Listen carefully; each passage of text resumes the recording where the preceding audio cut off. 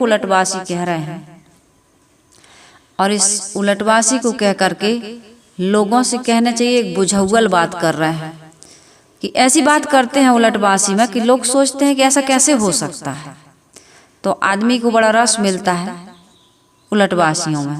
तो आज सदगुरु कबीर साहिब जी कह रहे हैं कि एक अचंभा देखा रे भाई। सदगुरु कबीर साहिब जी कह रहे हैं कि मैंने एक बहुत बड़ा आश्चर्य देखा। तो लोगों को ध्यान आकर्षित हुआ, लोगों ने पूछा साहब क्या आश्चर्य देखा। तो साहब कहते हैं ठाड़ा सिंह है चरावे गाय। खड़ा होकर के सिंह गाय को चरा रहा है। क्या ऐसा हो सकता है? संसार में ऐसा देखने को मिलता है। लेकिन संतों के सम्राट सदगुरु कबीर साहिब जी यह बात कह रहे हैं जो कभी झूठ बोलते नहीं हैं। उन्होंने ये कहा है, लोगों ने कबीर साहिब जी से पूछा है कि साहेब हम भी साधना करना चाहते हैं, भजन करना चाहते हैं। पहले के ज़माने में बड़ी बड़ी तपस्याएं होती थी, आज भी हैं। कोई खड़ेश्वरी, कोई ऊर्ध्वबाहु, कोई पंचाग्नि, कोई जलशयन, लंबी लंबी जटाएं, कोई बिल्कुल सफा चट मुड़ मुड़वाए हैं, कोई कितने प्रकार के वस्त्र पहन रहा है, नीले पीले भगवा।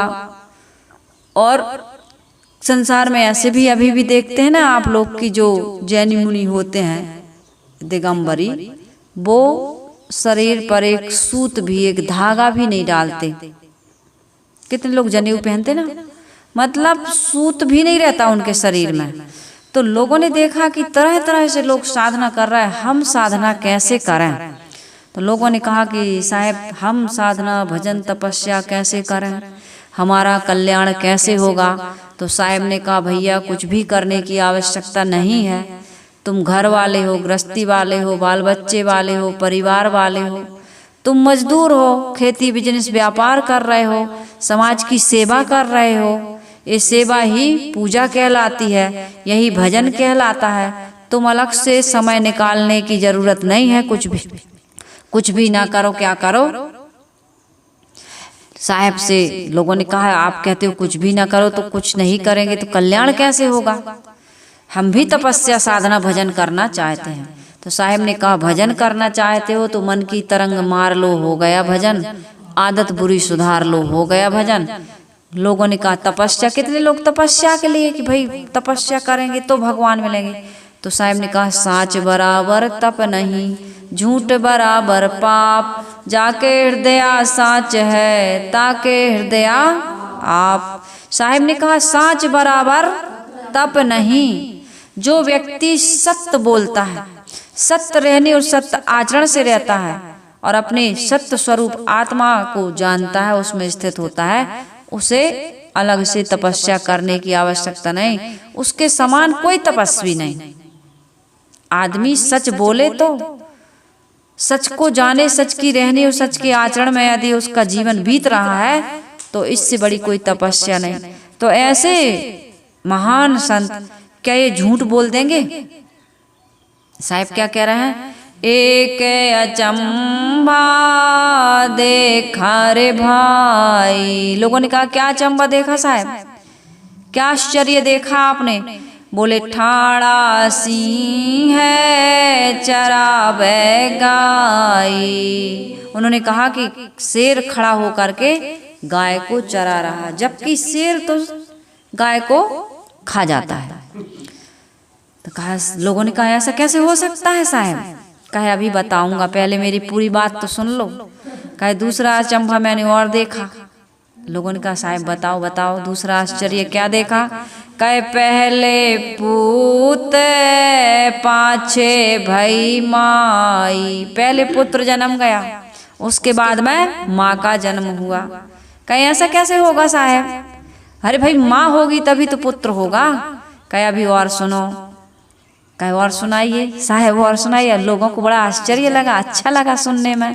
कहे चेला के गुरु लागे पाई। चेला गुरु के पैर लग रहा है, चेला गुरु के पांव छू रहा है, चेला गुरु के पैर छू रहा है। कहे अच्छा, हम तो देखते हैं कि चेला गुरु के पैर छूते हैं, आप कह रहे हैं कि चेला गुरु के पैर छू रहा है।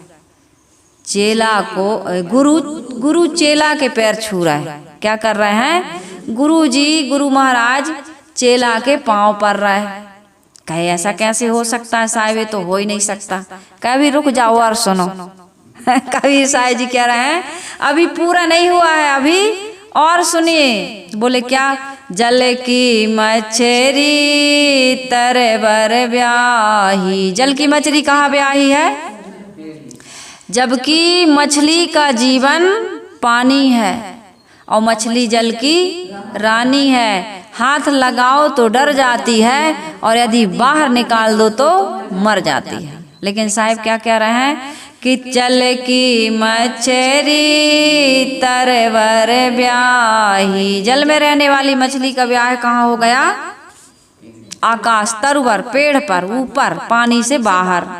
कहे साहब आप तो अब कुछ ज्यादा ही नहीं बोल रहे हो। कहे नहीं नहीं नहीं, पकड़ बिलाई मुर्गे खाई। बिल्ली ने क्या किया? ये मुर्गा ने क्या, पकड़ के बिल्ली को मुर्गा ने खा लिया, जबकि बिल्ली मुर्गा को खा जाती है। और आगे कहते हैं साहब, बैलही डारी गूनी घर आई, कूता कूले गई बिलाई। तले करी ससा ऊपर करी मूल, बहुत भांति जड़ लागे फूल। जड़ में फूल लग गए। लोगों की बुद्धि चकरा गई कि आज सदगुरु कबीर साहब जी को हो क्या गया है। आज तो साहब कुछ अलग ही बता रहा है। कबीर साहब कहते हैं, कहें कबीर यह पद को बूझे, तीता को तीनों त्रिभुवन सूझे। कबीर साहब जी कहते हैं यदि मेरे पद को बूझ लोगे, बूझना मतलब बुझौगल कथाएं होती थी ना, कहते थे हम कुछ पूछ रहे आपसे, हमारे बुझौगल को बूझोगे। पहले के जमाने में बड़ी किस्सा कहानियां हुआ करती थी। अब तो इंस्टाग्राम, फेसबुक, रील्स बनाने से टाइम नहीं है बच्चों को। बूढ़े बूढ़े नाच रहे हैं, बूढ़े बूढ़े, उनके पास कोई अनुभव नहीं, कुछ नहीं, फिल्मी गानों की धुन पर नाच करके वो वीडियो बना रहा है, रील्स अपलोड कर रहा है। कैसा जमाना आ गया है। पहले के जमाने में बड़ी सुंदर सुंदर कथाएं होती थी, वार्ताएं होती थी और लोग बैठते थे, एक दूसरे की बातों को सुनते थे, समझते थे। तो यहाँ सदगुरु कबीर साहब जी बड़ी बुझौगल बात कह रहे हैं। क्या कह रहे हैं? एक अचंभा देखा रे भाई। हे भाई, मैंने एक आश्चर्य देखा। क्या देखा? कि ठाड़ा सिंह और चरावे गाय। सिंह क्या है? हमारा मन। ये मन हमारा क्या हो गया है? सिंह है। सिंह क्या होता है? जंगल का राजा है ना, बड़ा बलवान होता है। और गाय बड़ी कमजोर, सीधी, सरल होती है। तो ये सिंह क्या कर रहा है? गाय है हमारी इंद्रियां, मन है सिंह, और गाय क्या है? इंद्रियां। और पूत क्या है? मनुष्य। मनुष्य। माया क्या है? माई, जिसको कहा है ना कि पहले पूत पाछे भई माई। पहले पूत मनुष्य हुआ, पीछे भई माई यानी माया। माया किसको लगती है? किसकी उपजाई हुई माया है? माया कहाँ से पैदा होती? मनुष्य से। तो पहले पूत पाछे भई माई, और चेला के गुरु लागे पाई। चेला है विनम्रता और गुरु है अहंकार। यहाँ पर गुरु अहंकार हो गया और चेला विनम्रता हो गई। तो सदगुरु कबीर साहब जी अर्थ भी बताती जाऊंगी मैं, क्योंकि भूल जाओगे आप। तो सीधी पंक्तियों का पद लेकर के अर्थ भी मैं बताती हूँ। यहाँ पर सदगुरु कबीर साहब जी कह रहे कि हे भाई, मैंने एक आश्चर्य देखा कि सिंह खड़ा होकर के गाय चरा रहा है। यह सिंह क्या है? अपना मन। यह अपनी अशुद्ध दशा में इंद्रियों को विषयों में पतित करता रहता है, परंतु यदि यही मन शुद्ध हो जाए तो अपनी इंद्रियों को पतित करेगा। गायों को विषयों में चराएगा, अपनी इंद्रियों को यदि शुद्ध कर लेगा तो ये विषयों में पतित नहीं होगा। अपना मन शुद्ध करना चाहिए, क्योंकि मन क्या है? राजा। मन क्या है? सिंह है, बलवान है। और मन से आदमी इतना कायर, इतना कमजोर हो गया, इसको भूत पकड़ते हैं, प्रेत पकड़ते हैं, दिशा सगुन अपसगुन पता नहीं क्या क्या इसको परेशान करके कायर और कमजोर बना रहा है। एक विचार मेरे मन में आ रहा था कि आदमी को भूत पकड़ता है। कल एक व्यक्ति का मेरे पास फोन आया, वो बताने लगे कि साहब जी हमने आपको बुलाया था और बड़े बड़े हमारे जीवन में शुभ कर्म पुण्य कर्म उदय होते हैं, तब हम संतों को बुला पाते हैं। तो हमने चाहा कि हमारे गांव के आसपास के लोग जो हमारे इष्ट मित्र हैं, जो व्यवहारी हैं, सत्संगी तो नहीं कहेंगे, जो सक्षम हैं कि आपको बुला सकते हैं, सत्संग में कुछ लाभ ले सकते हैं, अपना तन मन धन से कुछ सेवा श्रद्धा समर्पित करके इस कार्यक्रम को भव्य बना सकते हैं। ऐसे लोगों से मैंने संपर्क साधा। उन लोगों से मैंने निवेदन किया कि हमारी साहिब जी गुरु माँ जी आ रही हैं और हम उनको बुला करके सत्संग करा रहे हैं, तो आप आइएगा और जो सहयोग हो तो बढ़िया से और भव्य रूप से हम कार्यक्रम करवाएं। तो बोले बहुत धनवान है वो, लेकिन उन्होंने ये कह करके टाला, अरुचि पैदा की कि वो तो भूत प्रेत नहीं झाड़ती हैं। आपकी साहिब जी जो आएंगी, गुरु माता जो आएंगी, जिनको आप गुरु माँ कहते हो, वो तो भूत प्रेत झाड़ती नहीं है। तो साहिब जी उनको तो भूत प्रेत झड़वाने वाले गुरु चाहिए। ये भूत प्रेत हैं क्या? मुझे विचार आया, भूत या प्रेत या जिंद या चुड़ैल कुछ भी नहीं है। भूत होता है बीता हुआ कल। आदमी बचपन से ऐसे ऐसे कर्म कर जाता है जिसको हमारे यहाँ की भाषा में उल्टे चमंडे कहते हैं। देहाती भाषा में माता बहन कहती है उल्टे चमंडे काम कर रहा है। मतलब ऐसी ऐसी खुरापात कर जाता है आदमी, ऐसे ऐसे कुकर्म कर जाता है आदमी, ऐसे ऐसे इलीगल काम कर जाता है आदमी कि वो भूत बन करके उसको परेशान करता है वो कार्य। अब गलत गलत काम तो कर लिए, जिसको सदगुरु कबीर साहिब जी कहते हैं कि हल हल कांपे बाला जीव, न जानो का करी है पीव, क्योंकि वो जान रहा है कि हमने गलत किया है। अब धीरे धीरे ज्ञान होता जा रहा है, उसको समझ जगती जा रही है, और जो कर्म किए थे उसका फल, उसका परिणाम भी जीवन में आ रहा है। तो बड़ा दुखी है वो, मन से भी तन से भी समस्त प्रकार से परेशान है वो। तो उसका माइंड डिस्टर्ब होने लगता है, क्योंकि बार बार वही विचार आता है तो परेशान होता है। इतने में वो उसका कोई बताने वाला मिल गया कि यार एक ऐसे महात्मा है जो तुम्हारे भूत भविष्य वर्तमान को बता देते हैं। वो डर जाता है, तो वो क्या करता है, फिर उसको ज़्यादा प्रेशर बनता है, तो थोड़ा सा माइंड डिस्टर्ब होता है उसका, अंट संट काम करने लगता है, यादें भूल जाया करते हैं, कहीं जा रहा ठीक से काम नहीं कर पा रहा है, गाड़ी ठीक से नहीं चला पा रहा है, बिजनेस व्यापार खेती ठीक से नहीं कर पा रहा, लोगों से व्यवहार ठीक से नहीं कर पा रहा है, अपनी दिनचर्या ठीक से नहीं कर। लोग कहते पागल हो गए यार, तुम्हें बाहरी हवा लग गई। बाहरी हवा नहीं लगी, ना कोई जिंद चुड़ैल भूत परेशान, वो भूत का किया हुआ कर्म तुमको परेशान कर रहा है। तो आदमी क्या कहता है, झाड़ फूंक करवा लो ठीक हो जाओगे। तो आदमी तो जब गलत काम किया है तो कमजोर वैसा ही है, भयभीत है ना, और भयभीत आदमी को कोई मजबूत सहारा चाहिए। तो लोगों ने बताया कि वो झाड़ फूंक देंगे तो तुम ठीक हो जाओगे। तो एकदम से उसको साहस मिला, बल मिला कि चलो भाई कोई हमको ठीक करने वाला मिल जाएगा तो हम ठीक हो जाएंगे। लेकिन ठीक भी आदमी होता नहीं है जब तक उन कर्मों को सुधारेगा नहीं। वो जो कर लिया है ज्ञान के द्वारा, विचार के द्वारा, विवेक के द्वारा दग्ध नहीं करेगा, अपनी गंदे संस्कार वासनाओं को ठीक नहीं करेगा, मन कभी भी उसका सही दिशा में चलने के लिए राजी नहीं होगा। उसका मन उसको परेशान कर, मन इंद्रियों की गुलामी वो कराता ही रहेगा, क्योंकि संस्कार बन गया गलत का, तो गलत की तरफ ही वो जाएगा। इसलिए मन हमारा शुद्ध कहाँ से होता है, सत्संग से। सत्संग के अलावा हमारा मन शुद्ध होने वाला नहीं है। सत्संग का अर्थ क्या हो? सत्य का संग, सत्य रहनी, सत्य आचरण, सत्य वचन। जब तक हमारे मन में, इंद्रियों में, हमारे जीवन में प्रवेश नहीं करेंगे, ये कौन लाएगा?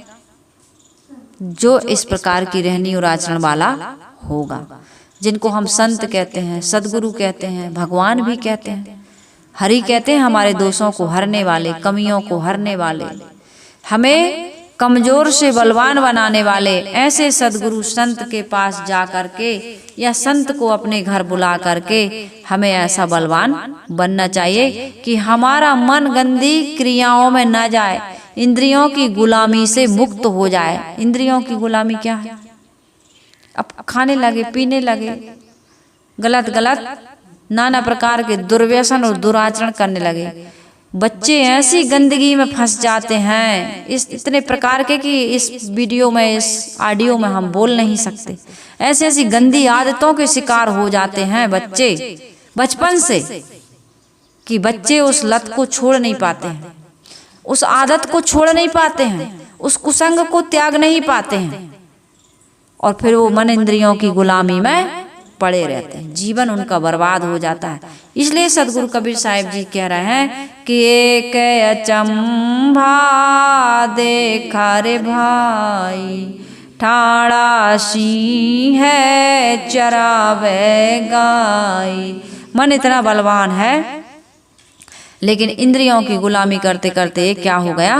कमजोर हो गया। बीड़ी नहीं छूट रही, सिगरेट, शराब, मांस, मदरा, मैथुन, गलत गलत कार्यों में मन इंद्रियों से गुलामी करवा रहा है। पहले तो मन में ही विकार आता है, तब फिर इंद्रियों में लत लग जाती है, संस्कार बन जाता है, इंद्रियां उसकी आदी हो जाती हैं। तो यहाँ पर सदगुरु कबीर साहिब जी कह रहे हैं कि ये आश्चर्य नहीं है क्या? मन बलवान होते हुए भी इंद्रियों की गुलामी कर रहा है। तो लोगों ने कहा, बात तो सही कह रहे हैं साहब आप, हमारा मन भी हमारे बस में नहीं है, हम भी इंद्रियों की चपेट में पता नहीं कहां कहां भटक रहे हैं। तो साहिब ने कहा, भैया मन ही हमारा क्या है? मालिक है। इंद्रियां तो घोड़े हैं, मन लगाम है, इसको कस करके रखो। ये कैसे कसेंगे हम? संतों की प्रेरणा से, उनके जीवन से, उनकी रहनी से, उनके आचरण से, उनके उपदेश से हमें बल मिलता है कि नहीं, जब ये रह सकते हैं तो हम भी। एक नौजवान युवक संत बन गया, एकदम नई उम्र थी। एक उसका भक्त था, वो भी एकदम नई उम्र का था, उसकी अभी अभी शादी हुई थी। वो उस युवक संत के पास जाया करता था।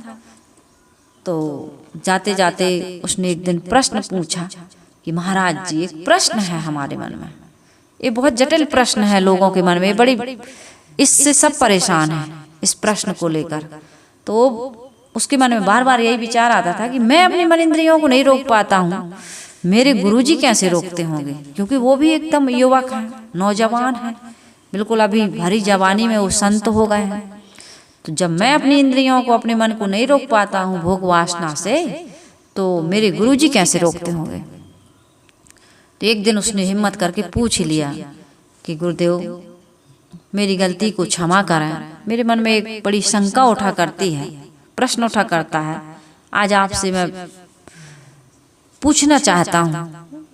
अब गुरुजी ने कहा, युवक संत ने कहा, भाई निसंकोच होकर के पूछिए, क्योंकि हमारे में यदि आप हमसे नहीं पूछोगे, यदि हमारे में समझ है, ज्ञान है, रहनी है, आचरण है, तो हम योग्यता के अनुसार आपकी समस्या का समाधान करेंगे, प्रश्न का उत्तर देंगे। इसमें संकोच करने की कोई बात नहीं। हम तो इसी के लिए बैठे, डॉक्टर इसीलिए बैठा है कि आप अपना रोग खुल के बताएं, हम उसको ठीक करेंगे।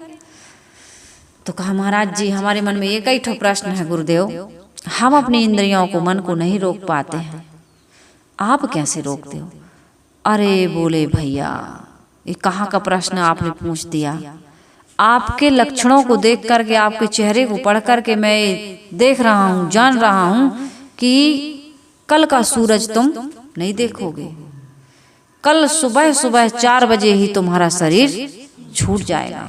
पहले ऐसा करो, ये प्रश्न का तो समाधान कर ही देंगे, जो भी आवश्यक कार्य हो उनको जल्दी से निपटा लो, क्योंकि कल सुबह का सूरज तुम नहीं देख पाओगे। अब वो तो प्रश्न ही जो किया था वो भूल गया। किसी को पता चल जाए कि मौत आने वाली है, चंद घंटों में हमारा जीवन से जाना हो जाएगा, मतलब संसार से जाना हो जाएगा, जीवन समाप्त हो जाएगा। वो दौड़ा दौड़ा घर गया, क्योंकि पत्नी से, परिवार से बड़ा प्रेम करता था, अकेला लौती संतान थी, तो सारा जिम्मेदारियां उसके सिर पर थी।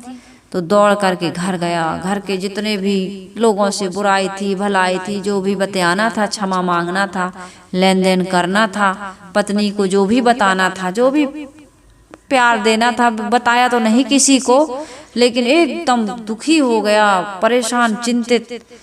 उसकी मन की दशा कुछ अलग ही हो गई। मौत के बारे में कोई सुन ले कि अगले ही क्षण मर जाएंगे, कुछ घंटों में हम, अरे लोगों को बताते कैंसर हो गया, कुछ हो गया, कैसे हो जाता उसका जीवन, उसका मन, उसकी रहनी, उसका आचरण कैसे हो, तरह तरह से इफेक्ट पड़ता है लोगों के मन में। सबकी तो एक जैसी भावना दशा नहीं होती है।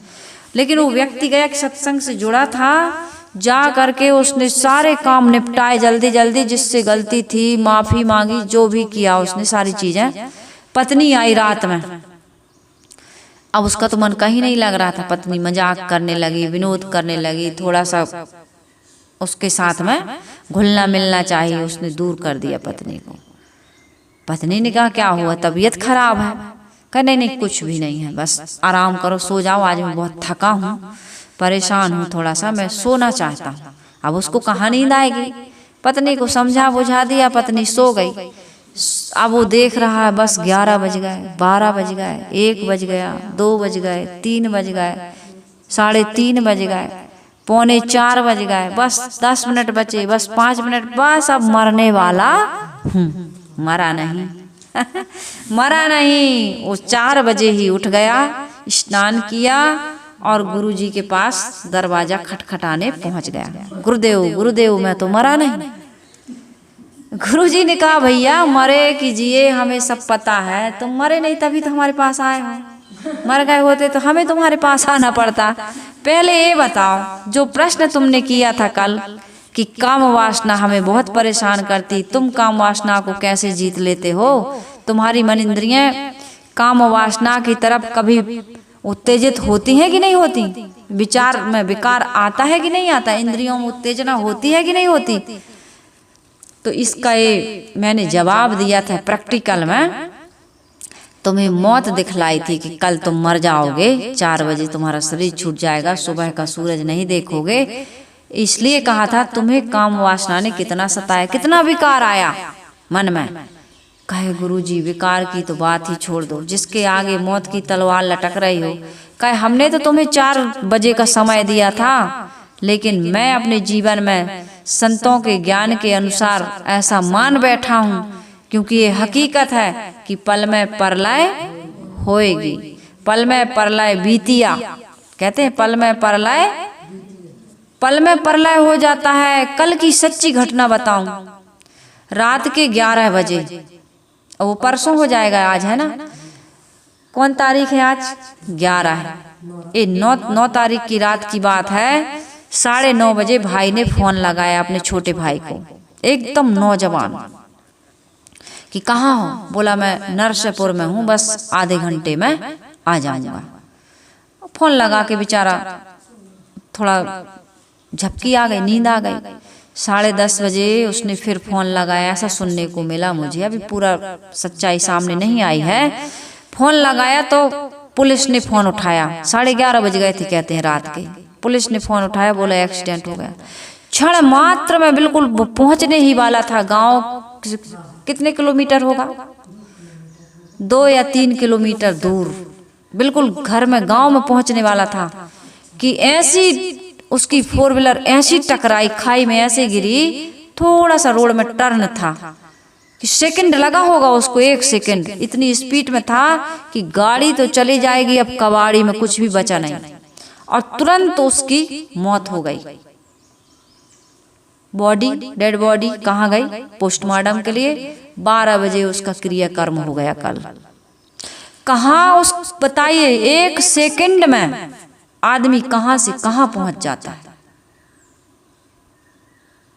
तो जो आदमी इस प्रकार से सोचेगा कि मौत मेरे सामने खड़ी है, जो मौत को, राम को याद रखेगा, उसका मन, उसकी इंद्रियां कभी लोभ करेंगी, मोह करेंगी, काम वासना में या किसी प्रकार के विकार में डूबेंगी, वो राग द्वेष करेगा। ऐसी घटनाएं जब घटती हैं तो लोगों के मन में कैसा वैराग जगता है। भैया संसार में कुछ नहीं है, अचानक इस संसार से चला जाता है। मत इतने तूपो, मत कमाओ, मत लूटो, मत मारो, मत छीनो, मत लड़ाई झगड़ा करो, मत राग द्वेष करो। आदमी को बड़ा ज्ञान होता है, इसलिए तो कहते हैं सबसे अच्छी जगह है शमशान। यदि जलती हुई चिता को कोई देख ले तो कौन ऐसा पापी और अज्ञानी होगा जिसके मन में वैराग्य ना आता हो। संत गुरुजनों के मन में, ये जितने भी विरक्त महात्मा हैं, साध्वियां हैं, संत हैं, उनके मन में, उनके दृष्टि में विवेक द्वारा वो हर समय क्या देखते हैं? जलती हुई चिता ही देखते हैं, अपने शरीर को वो मरा हुआ ही देखते हैं। तो इसलिए सदगुरु कबीर साहिब जी कह रहे हैं कि मैं बड़ा आश्चर्य देख रहा हूं कि अज्ञानी मन इंद्रियों की गुलामी कर रहा है। इन मन इंद्रियों से आदमी को साधना करना था, भजन करना था, अपने जीवन का उद्धार करना था, जिसके लिए वो बार बार एक सुनहला चांस प्राप्त करता है, मनुष्य शरीर। इस मनुष्य शरीर को पाकर के भी वो नाना खानियों में जैसे भोग भूमिका में पड़ा पड़ा भोग कर रहा था, सूकर कुकर बानर है ना, जैसे भोगों को भोग रहे थे, ऐसे ही वो उनसे कहीं ज्यादा पतित हो गया। साहेब उनको समझाने के लिए उलटबासी कह रहे हैं कि एक अचंभा देखा रे भाई, ठाड़ा सिंह है चरावे गाई। ये जीव भी सिंह है और ये मन भी सिंह है। मन से ज्यादा बलवान इस संसार में कुछ भी नहीं। जितना ज्ञान विज्ञान का प्रकाश हम और आप देख रहे हैं, ये किसका है? इस जीव के द्वारा मन से ही हो रहा है। जिसके पास मन है वही तो ज्ञान विज्ञान का विकास कर रहा है। ईश्वर ब्रह्म परमात्मा की ये चर्चा करने वाला, खोज करने वाला ये कौन है? ये हमारा आपका मन ही है। तो यहाँ पर साहिब कह रहे हैं अपने मन को क्या करो? सुंदर बनाओ, शुद्ध बनाओ, इंद्रियों की गुलामी करना छोड़ो और शुभाचरण में चलकर कल्याण का संपादन करो। जो व्यक्ति ऐसा करता है उसका मानव जीवन सफल और सार्थक हो जाता है। अब आगे साहिब कह रहे, पहले पूत पाछे भई माई, चेला के गुरु लागे पाई। सदगुरु कबीर साहिब जी कह रहे हैं, मैं आश्चर्य देख रहा हूं कि पहले क्या हो गया? पुत्र हो गया। साहिब ने बीजक में भी कहा ना, पहले जन्म पुत्र का भयहु, बाप जन्मिया पाछे, और बाप पूत की एक नारी, ई अचरज कोई काछे। तो सीधा सीधा अर्थ नहीं लगाना है। पिता और पुत्र एक ही नारी जाति से पैदा होते हैं। बाप पूत की एक नारी, एक ही नारी जाति से पैदा होते हैं। और जब तक पुत्र पैदा ना हो तब तक व्यक्ति को कोई पिता कहता। पहले पुत्र पैदा होता है तब व्यक्ति पिता बनता है। पहले पुत्र पैदा होता है तब स्त्री को माता कहा जाता है। तो किसका जन्म हुआ? पहले तो पुत्र का जन्म हुआ। हाँ, ये भी सच है कि यदि माँ नहीं होगी तो पुत्र कैसे होगा? और जब तक पुत्र नहीं होगा तब तक हम और आप, कोई भी संसार की नारी, किसी को माँ बनने का सौभाग्य प्राप्त नहीं होता है। तो पहले पूत। साहिब कहते हैं, मैं एक आश्चर्य देखता हूँ कि पहले पुत्र पैदा हुआ, पीछे माता हुई।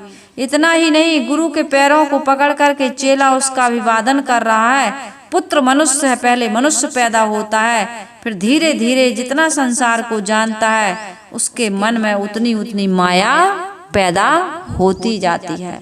तो यहाँ माता का अर्थ है माया। मनुष्य जितना जितना संसार को जानता है, जितना जितना संबंध नाते रिश्ते बनाता है, उतनी उतनी माया पैदा होती जाती है। इसलिए वो माया का गुलाम नहीं, माया उसकी गुलाम होनी चाहिए, उसको माया के अधीन नहीं होना चाहिए। सदगुरु कबीर साहिब जी समझा रहे हैं, माया उसके अधीन होनी चाहिए। लेकिन आदमी क्या करता है? माया बड़ी बलवान है, माया हमको नचा रही है। अरे भैया, माया आपको नचा रही है, बल्कि आप माया के अधीन न होकर के माया आपके अधीन होना था। ये साहस, ये ज्ञान, ये वास्तविकता कौन दे रहा है? सदगुरु कबीर साहिब जी। साहिब कहते हैं, माया पहले पूत पाछे भई माई। मनुष्य तुम बड़े हो, हे मानव तुम बड़े हो, तुमने माया बनाई। तुम ना बीड़ी पीते तो बीड़ी का आदत ना बनता, तुम कहीं दिल ना लगाते, तुम दिल ना लगाते, दिल लगी ने दी हवा, थोड़ा थोड़ा सा धुआं उठा और आग जल गई, तेरी मेरी दोस्ती प्यार में बदल गई। ये गाना गाने वाला, ये बनाने वाला, इस स्थिति से गुजरने वाला कौन?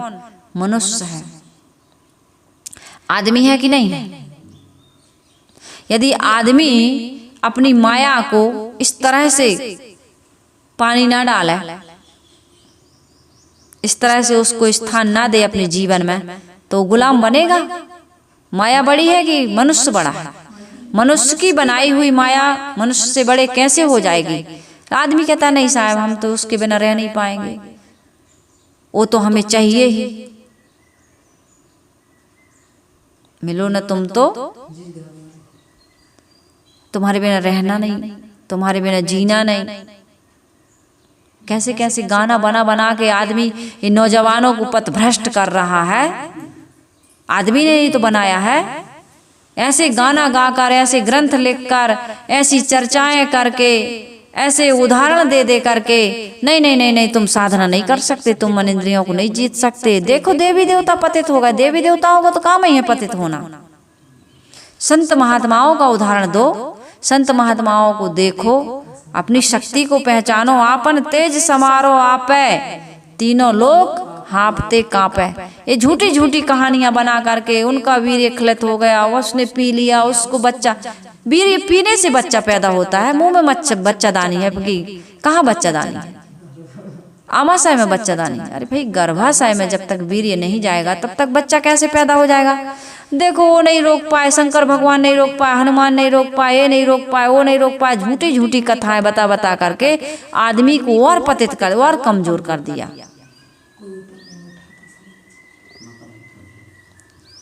कहीं मकरध्वज ध्वज हो गए, कहीं कोई ध्वज हो गए। खैर, कथाओं की तरफ ये आदमी को, कमजोर मन के आदमी ने कमजोर बनाने का काम किया। तो सदगुरु कबीर साहिब जी कह रहे हैं, पहले पूत पाछे भाई माई। मनुष्य पहले पैदा होता है, तब उसके बाद माया पैदा होती है। आगे साहिब कहते हो, जितना जितना मान्यताएं बनाओगे उतना उतना तुम उसमें फंसते जाओगे। चेला है विनम्रता। चेला क्या है? विनम्रता। और गुरु क्या है? अहंकार। अहंकारी आदमी क्या करता है? अहंकार। चेला के गुरु लागे पाए। हमारे मन में अहंकार आ गया, और विनम्रता क्या है? विनम्र व्यक्ति को ही कुछ मिलता है। तो जब व्यक्ति अपना कल्याण चाहता है, तब अपने अहंकार को विनम्रता के सामने समर्पित कर देता है। इसलिए भाई, चेला बनो, चेला, गुरु ना बनो। गुरु क्या होता है? अहंकार। हमारे गुरुदेव जी कहते थे कि घर का मुखिया, समाज का मुखिया, अगवा, ये सबसे बड़ा सेवक होता है। उसको अहंकार किस चीज का भाई? वो तो सबसे बड़ा सेवक है। इसलिए कौन? तुम बड़े मुखिया थोड़ी, तुम बड़े मालिक थोड़ी हो। तो जो व्यक्ति अपने जीवन में ज्ञान का लाभ चाहता है, उसे अहंकार का त्याग करना चाहिए।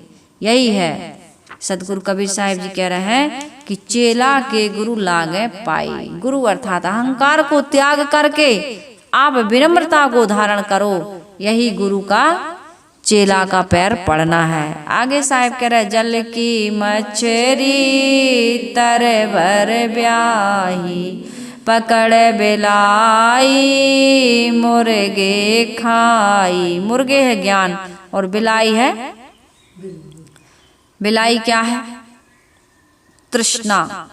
तृष्णा रूपी बिल्ली, और मुर्गे है ज्ञान। तो यहाँ पर सदगुरु कबीर साहिब जी कह रहे हैं कि चौथा और पांचवा आश्चर्य मैं देख रहा हूँ कि आदमी क्या, चौथा पांचवा कौन सा है, जल की मछली तरवर ब्याही। जल की मछली क्या है, जल मछली कहाँ रहती है, जल में। तो हमारी मनोवृत्ति कहाँ रह रही है, अभी निम्नगामी बनी हुई है, विषय वासनाओं में डूबी हुई है हमारी मनोवृत्ति। अब जब ज्ञान मिला तो कहाँ चली गई, उच्चतम रहनी, उच्च दशा को प्राप्त हो गई। जो मनोवृत्ति हमेशा मलिनता में डूबी हुई थी, आज वो ऊर्ध्वमुखी बन करके ऊर्ध्वगमन करने लगी, यानी ज्ञान ऊर्ध्वरेता हो गई। मन इंद्रियों की गुलामी से मुक्त हो करके आत्मचिंतन करने लगी, आत्मबोध, आत्मस्थिति, आत्मचिंतन की अवस्था को प्राप्त हो गई। यही है सदगुरु कबीर साहिब जी कह रहे, जल की मछली तरवर ब्याई। तरवर को यानी ऊर्ध्वगमन करने लगी, ज्ञान की, विवेक की, विचार की, रहनी की, आचरण की, मनोवृत्ति उसकी चर्चा, उसकी रहनी, उसकी आचरण में लीन होने लगी, उसकी रुचि बढ़ गई उसकी तरफ। अब मन इंद्रियों की गुलामी नहीं करती है। पकड़ बिलाई मुर्गे खाई। सदगुरु कबीर साहिब जी कहते तृष्णा में पड़ी थी ये, और देख लूं और सुन लूं और सूंघ लूं और चख लूं और भोग लूं, इसी में तो आदमी का जीवन बीत रहा है। साहिब कह रहे उसको, अब उसने तृष्णा को त्याग दिया। उसको पता चल गया कि संसार के भोगों से तृप्ति मिलने वाली नहीं है। भोगे न भुक्ता वयमेव भुक्ता, तपो न तपता वयमेव तपता, तृष्णा न जीर्णे वयमेव जीर्णा, और कालो न यातो वयमेव याता। भोगों से कभी भी तृप्ति नहीं मिलेगी, क्योंकि भोग से तृप्ति मिलती तो भरथरी राजा वैराग धारण न करते। भोगे रोग भयम कुले च्युति भयम वित्ते निर्प्रलाद भयम, उन्होंने ही तो ये मंत्र बनाया है। भोगों से रोग बढ़ता है, मन इंद्रियां रोग, गुलामी, ये गुलामी सबसे बड़ा रोग है। हमारा मन गुलाम बना हुआ, इससे बड़ा रोग और क्या होगा। अब चटनी के बिना तो क्या बताएं, आम का सीजन है, बस चटनी बांट दो। अभी आम नहीं पक रहा है तो चटनी बांट दो, पना बना दो आम का क्या होता, शरबत। साधना साहब को पना बन जाए तो कहती हैं 2 रोटी ज्यादा खा लेंगे। और कितने लोग ऐसे हैं, जब तक आम का सीजन रहेगा आम के बिना रोटी नहीं खाएंगे। किसी को आंवले का, हमको तो नाम से ही खांसी आ गई, किसी को आंवले का मुरब्बा, आंवले की चटनी, मतलब कैसे कैसे, पापड़ के बिना। हमारी आदत पपड़िया के बिना। आदमी आदत बनाए, इसको जीतना चाहिए। नहीं है तो कोई बात नहीं है, चलो दाल रोटी खाओ और प्रभु के गुण थाली में जो आ गया, यदि अवेलेबल है सहजता से तो ले लो, मांग लो, नहीं तो उसके बिना तो अब हलक से नीचे नहीं जा रहा है। ये बहुत गंदी आदत, ये गुलामी है। खाते देखते सुनते सूंघते चखते जीवन बीत गया। मुख के दांत गए कहा भव बोरे, भीतर दांत लोहे के हो। फिर चना चबाए विषय के, काम क्रोध मद लोभ के हो। तन की सकल संज्ञा घट गई हूँ, मन ही दिलासा धूना हो। सदगुरु कबीर साहिब जी ने बीजक में कहा है। तो सदगुरु कबीर साहिब जी इसमें क्या कह रहे हैं कि जल की मछली तरवर ब्याई, पकड़ बिलाई मुंह से खाई। मुर्गे खाई है ना, मुर्गा है ज्ञान। मुर्गा 4 बजे बांग देता है कि नहीं देता, उठो ब्रह्म मुहूर्त हो गया, कुकड़ू कू आदमी उठ जाता, भाई मुर्गा बोल गया, अब तो बिस्तर त्याग दो। ये ज्ञान का प्रतीक है मुर्गा।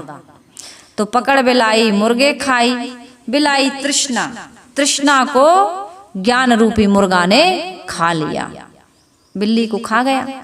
तृष्णा है बिल्ली और ज्ञान रूपी मुर्गा बिल्ली को खा गया। तृष्णा समाप्त करो। ज्ञान कहता है कि भोगों से कभी भी तृप्ति मिलने वाली नहीं है। वो बकरा को चाहे कितना घास खिलाओ लेकिन उसका पेट भरता नहीं। उसने मारा डंडा, जब जब मुंह घास की तरफ गया तब तक डंडा मारना शुरू किया। बकरा जान गया खाऊंगा तो डंडा पड़ेगा। इसी प्रकार से मन इंद्रियों को समझाओ कि जितना जितना भोगों को भोगोगे उतनी उतनी आदत आसक्ति बनती जाएगी और गुलामी से कभी मुक्त होगे नहीं। और यही गुलामी तुमको अन्न खाने में ले जाएगी। इसलिए ज्ञान प्राप्त करो, ये रहनी और आचरण को धारण करो। संत सदगुरु हमको यही ज्ञान देते हैं। संतों के सम्राट विश्ववंदनीय सदगुरु कबीर साहिब जी कह रहे हैं, पहले पूत पाछे भई माई। पहले तुम पैदा हुए हो, बाद में तुमने माया बनाई है। चेला के गुरु लागे पाई। अहंकार को त्याग दो और विनम्रता को धारण कर लो। जल की मछरी तरवर ब्याही। तुम्हारी मनोवृत्ति अधोगामी थी, उसको ऊर्ध्वगामी बनाओ। मन इंद्रियों की गुलामी छोड़ो, ज्ञान विवेक विचार रहनी आचरण को धारण करो।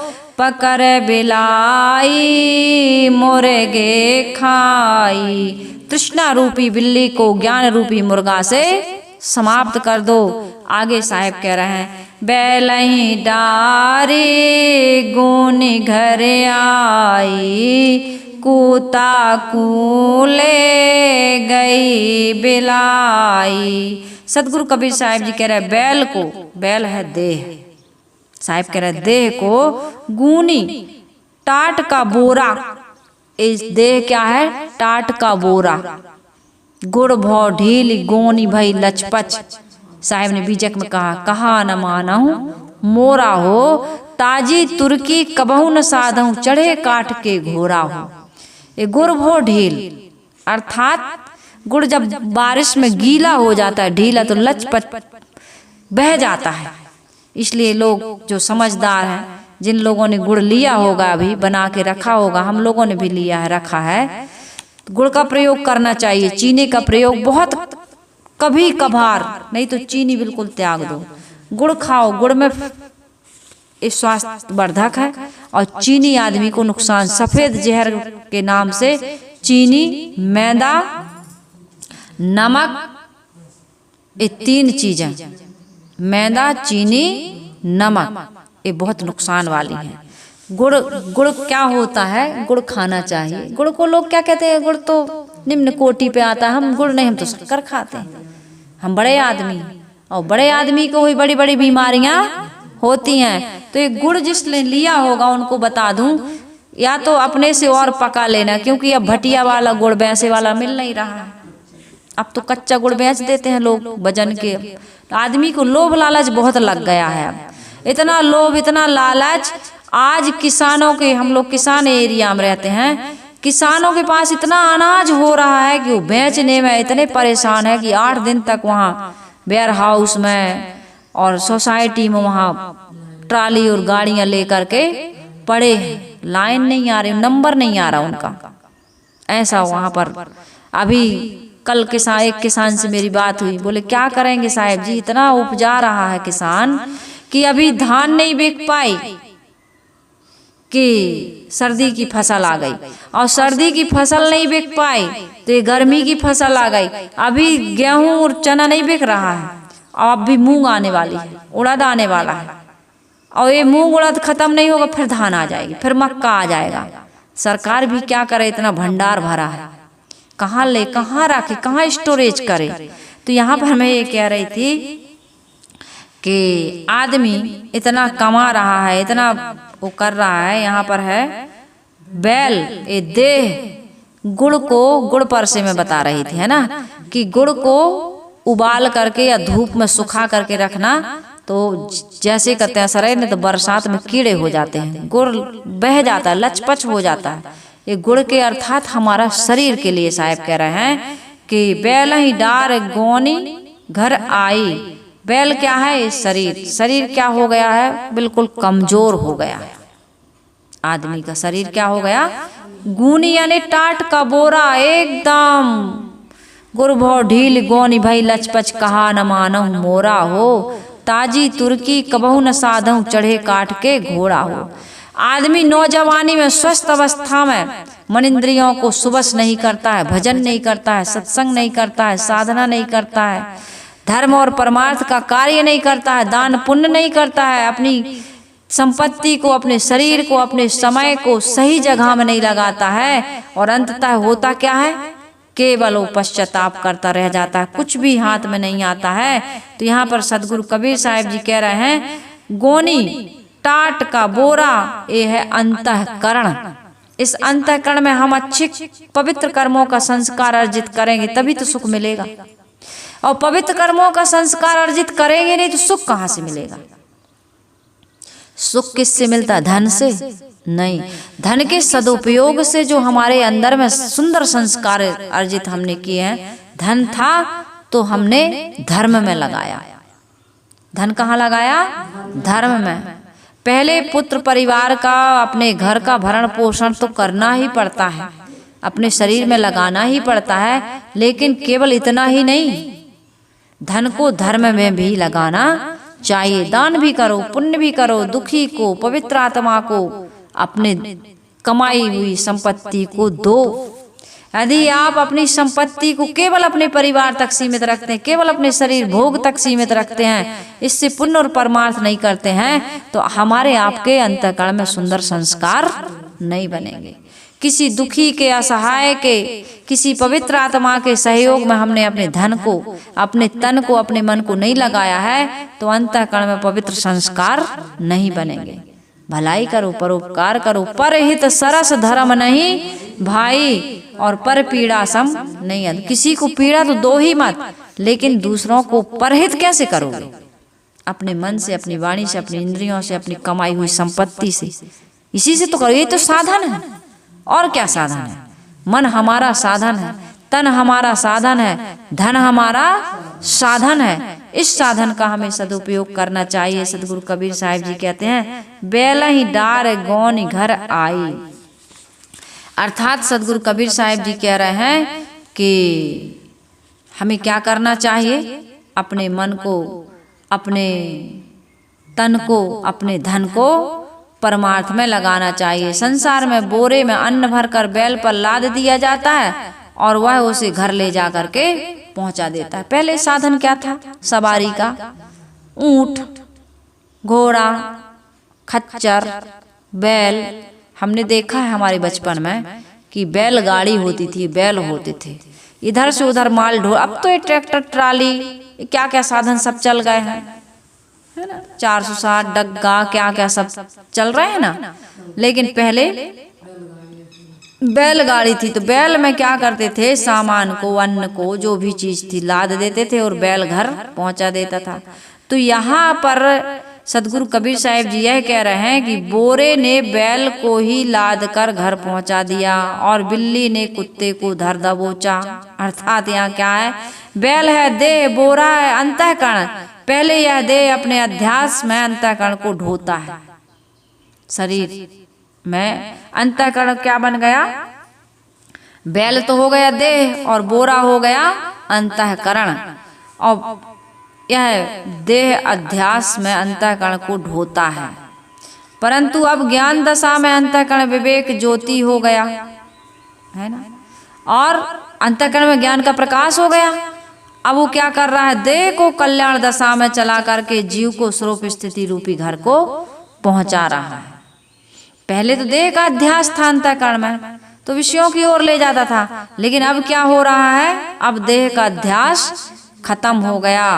अब अंतःकरण में किस चीज का अध्यास बन रहा है? सुंदर ज्ञान का, विवेक का, विचार का, जिससे हमें स्वरूप की पहचान हो रही है। उसको कहते हैं स्वरूप स्थिति।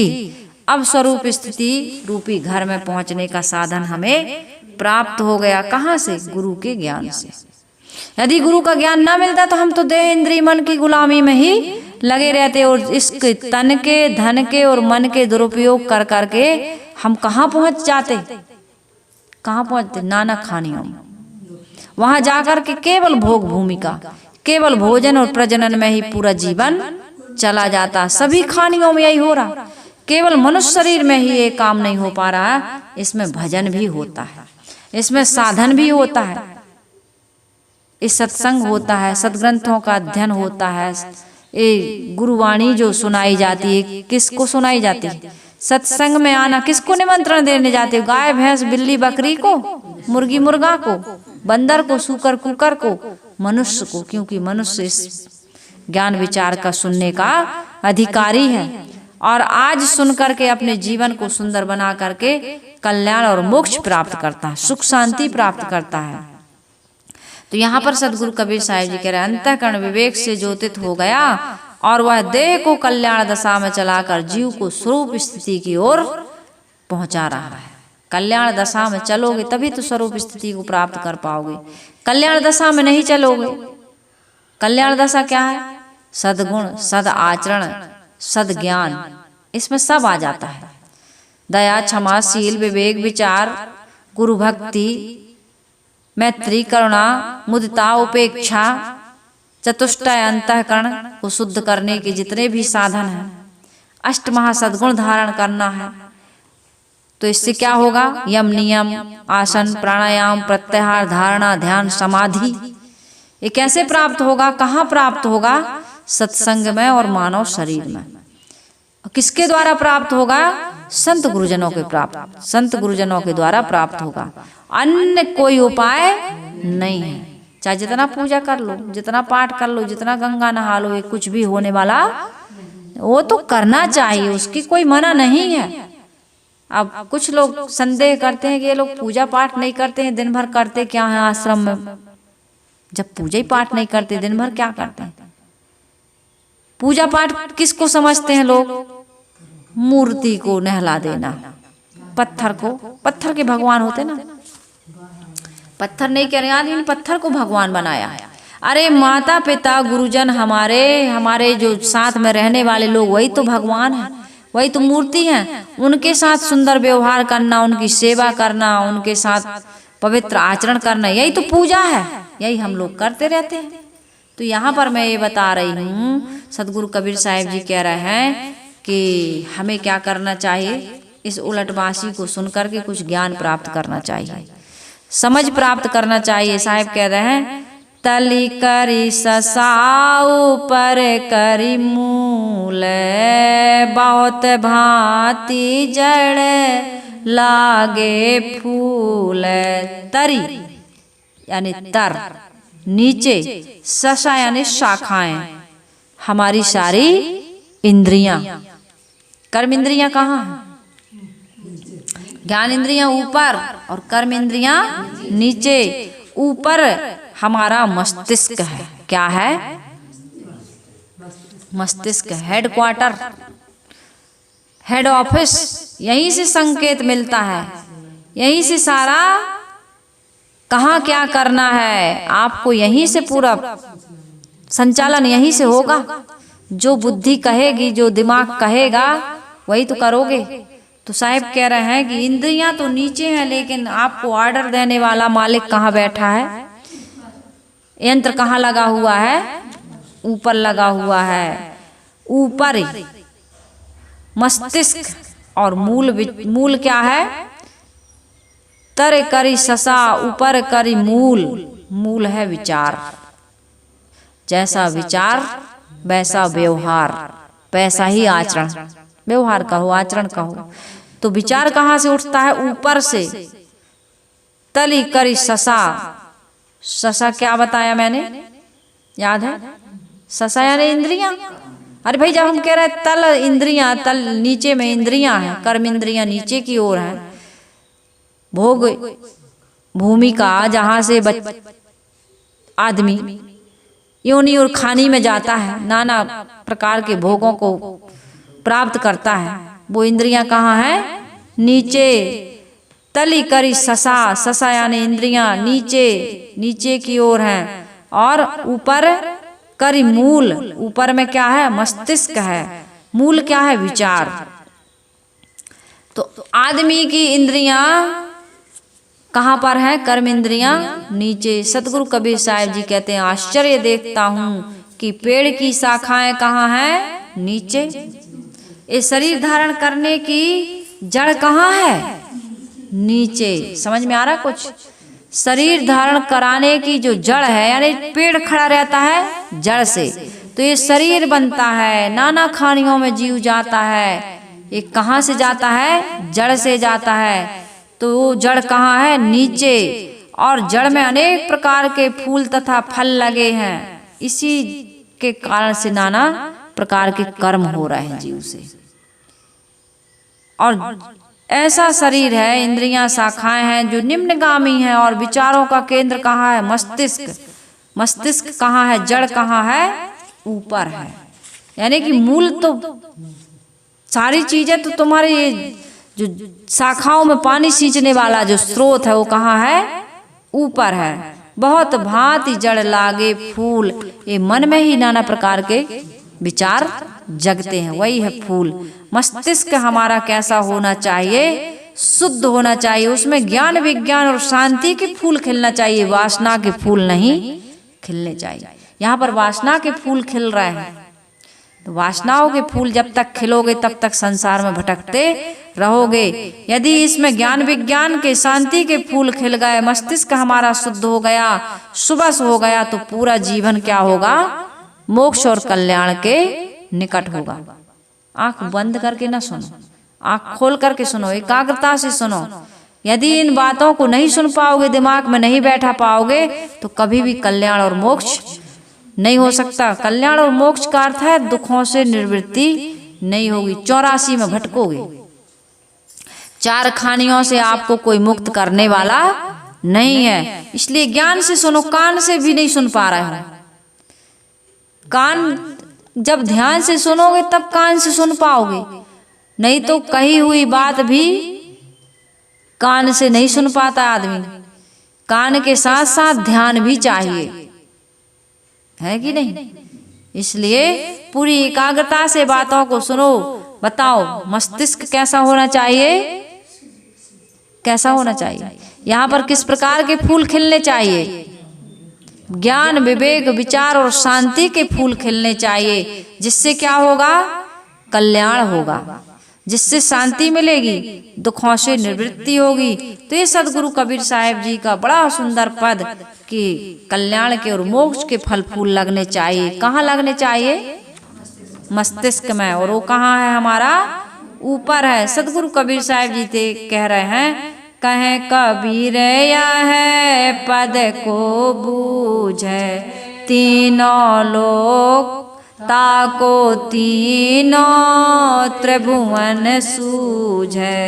सदगुरु कबीर साहब जी कह रहे हैं कि भाई इस पद को जो बूझ लेगा, इस भाव को जो समझ जाएगा और समझ करके बूझ करके अंतर्मुखी हो जाएगा, जिसका आचरण पवित्र हो जाएगा, जिसकी इंद्रियां और मन सुबस हो जाएंगे, मस्तिष्क और हृदय में वास्तविकता का बोध प्राप्त हो जाएगा, वह व्यक्ति क्या हो जाएगा?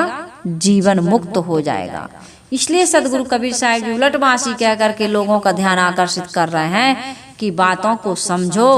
कल्याण के आज बिल्कुल निकट हो तुम, आज तुम्हारा उद्धार हो सकता है। नाना खानियों में अनादिकाल से भटकते आए, दुख भोगते आए, आज इसी क्षण उस दुख से हम और आप मुक्त हो सकते हैं। बस हमें सदगुरु कबीर साहब जी के या संसार के महापुरुषों के विचार, रहनी और आचरण को अपने जीवन में उतारने की आवश्यकता है। हम सब इतने बलवान बने, समझदार बने, ज्ञानी और विवेकी बने कि इन विचारों को जीवन में उतार करके अपने आप का कल्याण कर सकें। इसी भाव को लेकर के कबीर आश्रम देवरी चैनल आप सबके बीच सदगुरु कबीर साहब के संतों के विचार बारंबार लेकर के आ रहा है, और आप सबका बहुत अच्छा रिस्पांस मिल रहा है। आप लोग सुनते हैं, इससे लाभ लेते हैं, अपने जीवन को सुंदर निर्मल पवित्र बना रहे हैं, और निर्मल पवित्र